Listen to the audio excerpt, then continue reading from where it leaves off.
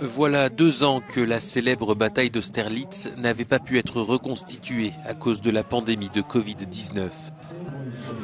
Mais les uniformes militaires français, russes et autrichiens ont finalement été de nouveau portés par un millier de passionnés venus de 14 pays pour honorer la mémoire de ceux qui sont tombés. Mais parmi eux, pas de Russes, faute de visa. L'armée russe est représentée ici, comme toujours, mais seuls des passionnés tchèques, autrichiens et polonais portent les uniformes historiques russes. Donc il n'y a pas vraiment de changement. Cette bataille, dite des 3 empereurs, a marqué, il y a 217 ans, un changement radical dans la formation de l'Europe.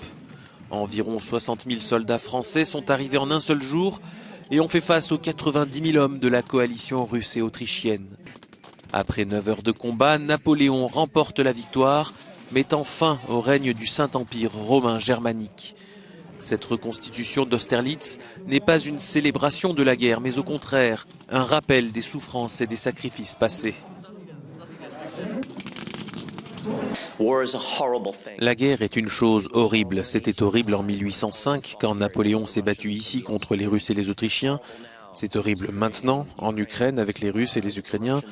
Je pense que nous pouvons apprendre du passé à quel point la guerre est horrible et espérer qu'à l'avenir, nous n'aurons plus à voir la guerre. Environ 18 000 soldats sont morts pendant la bataille d'Austerlitz et plus de 4 000 ont été blessés.